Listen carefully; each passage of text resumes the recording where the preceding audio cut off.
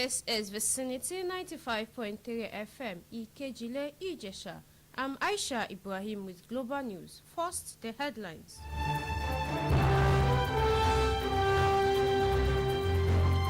House Speaker Abbas Tajuddin denies alleged 18.6 billion naira National Assembly Service Commission mismanagement. Democratic Republic of Congo declares new outbreak of Ebola.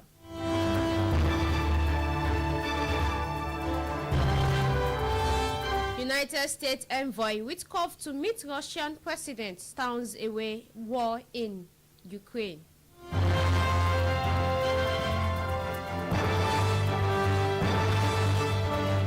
Now the news in full. Speaker of the House of Representatives, Honorable Abbas Tajuddin, has dismissed allegations linking him to the mismanagement of 18.6 billion naira of the National Assembly Service Commission NASC headquarters project. The claims were made by the Socio-Economic Rights and Accountability Project, SERAP. In a statement issued by his Special Advisor on Media and Publicity, Musa Abdullahi Krishi, Tajuddin stated the allegation is incorrect and misleading, stressing that he has no role in the award, supervision, or payment of any contract within the National Assembly or its agencies. He clarified that the Commission headquarters project was awarded and executed before the current House leadership assumed office, and urged the media and civil society groups to respect institutional boundaries and verify claims before making public assertions. Nigerian Army has reported fresh operational successes across the country and found a major kidnap plot in the Federal Capital Territory FCT Abuja, disrupting terrorist activities in the northwest, northeast, and north central regions within the past 24 hours. A military source in Abuja on Tuesday said in the northwest, troops under Operation Fasanyama raided Sakwabe Forest in Kebbi State, forcing terrorists to flee and recovering ammunition, clothing, and communication devices. Soldiers in Katsina rescued a kidnapped victim along the Kankara-Mabai Road and evacuated passengers to safety after a terrorist attack, while troops in Sokoto engaged terrorists in Chako village, evacuating an injured civilian. The highlight of the operation was in the FCT, where 176 Guard Battalion, working with the police anti-kidnapping units, ambushed a kidnap syndicate in Kwali and Gwangwalada area councils, killing one suspect and recovering an AK-47 rifle with ammunition. In Taraba State, troops operating under Operation Well/OPWL conducted clearance operations, recovering firearms and motorcycles, and arrested a soldier allegedly linked to an insurgent leader. Troops across all theaters have intensified patrols, ambushes, and combat operations, vowing to sustain pressure until terrorism, banditry, and kidnapping are decisively defeated. Away from Nigeria, the Democratic Republic of Congo has declared its latest Ebola outbreak after 42 days without new cases.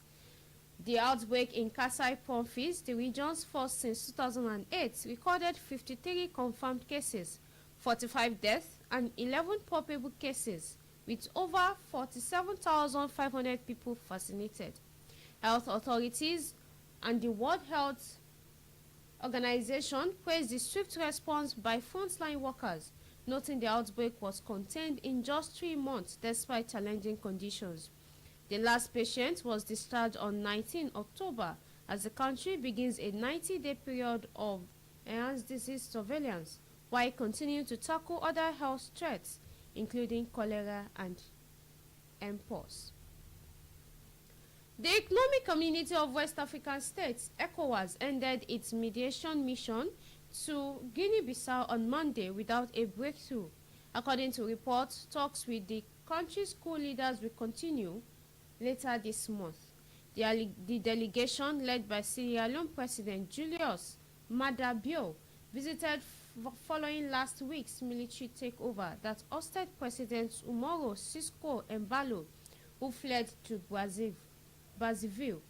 The junta, headed by former Army Chief General Otta Inter, banned protests and strikes and installed a transitional government. ECOWAS condemned the coup and called for a return to constitutional order, while the United Nations urged the release of detained political figures and respect for the November 23rd election results. The junta said it would collaborate with ECOWAS, with the transition's next step to be discussed at the December 14 ECOWAS Head of State Conference. Guinea-Bissau has experienced repeated coups since its independence in 1974. Kenya's independent candidate who finished school in the Kasipu by-election, Phillips Aroko, has denied allegations that he orchestrated the attack on Homa Bay Town Member of Parliament Peter Kaluma at Agorosare Primary School. Aroko, in media chat, said the claims were politically motivated and insisted he was trying to protect Kaluma from an angry crowd rather than incite violence. The altercation left Kaluma injured while his bodyguard's firearm was stolen. Aroko explained that he acted to restrain the crowd after confronting Kaluma about alleged electoral malpractice. He said he was overwhelmed by the situation, moved away to his car, and that none of the attackers were associated with his team.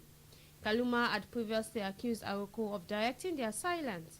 However, Aroko called the accusation a political fabrication.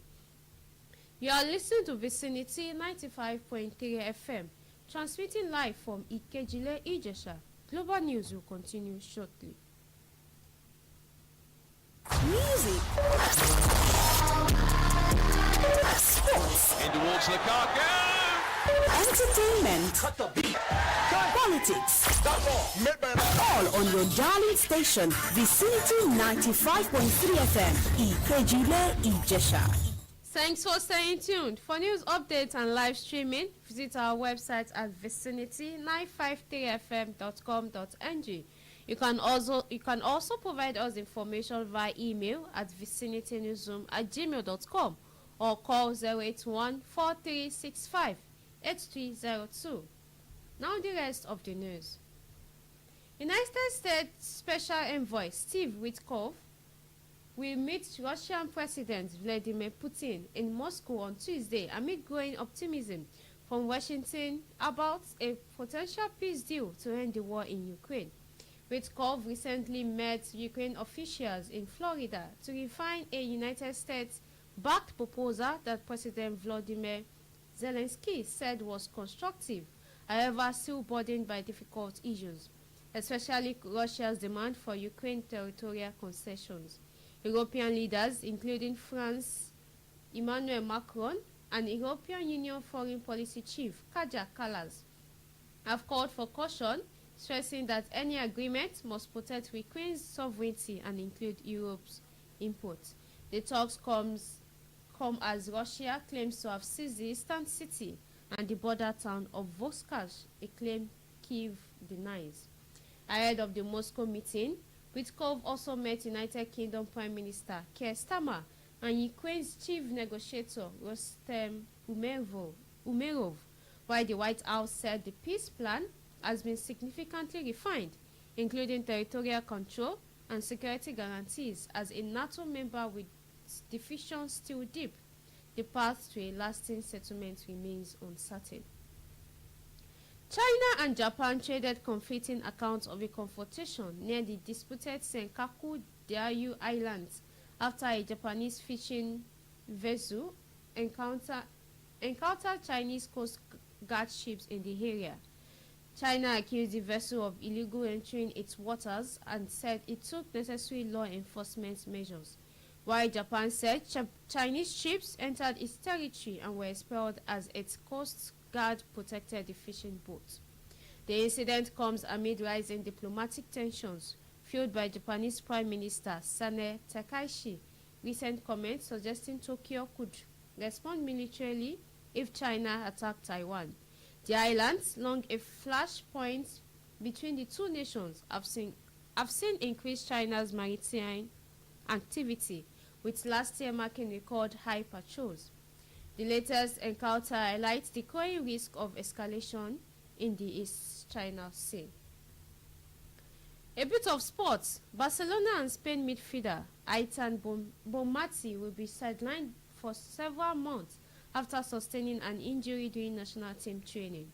The three-time Ballon d'Or winner got injured after a bad landing on Sunday. Will miss Spain's Nations League final second leg against Germany and keep upcoming matches for Barcelona, including Champions League games and the Spanish Super Cup.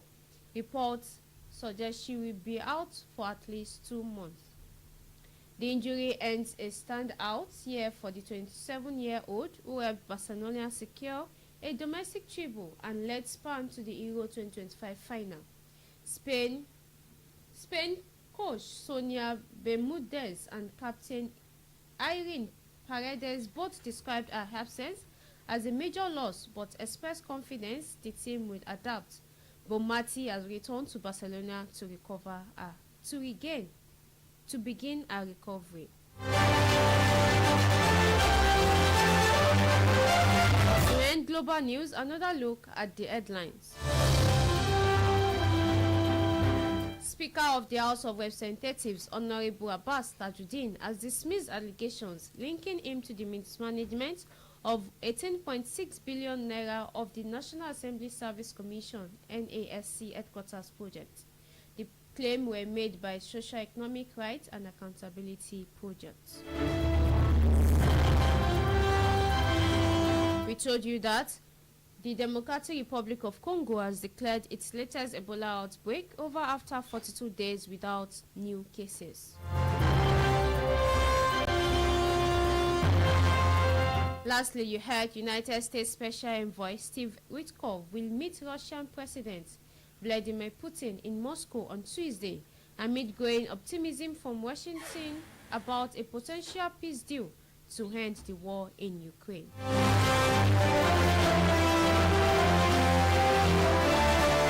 And just before we go, the last line, your dream is valid. That was Global News. It was edited by Oluwafunke Israel. On behalf of the production team, I'm Aisha Ibrahim. Thanks for listening. Please stay tuned for News Nationwide at 6 o'clock. Good afternoon. Music. Sports. In towards the car, go! Entertainment. Cut the beat. Politics. All on your darling station, Vicinity 95.3 FM. Ikejile Ijesha. Vicinity for the Christmas show. Ẹ̀yin èwe aláyọ̀, ẹ kú oríire.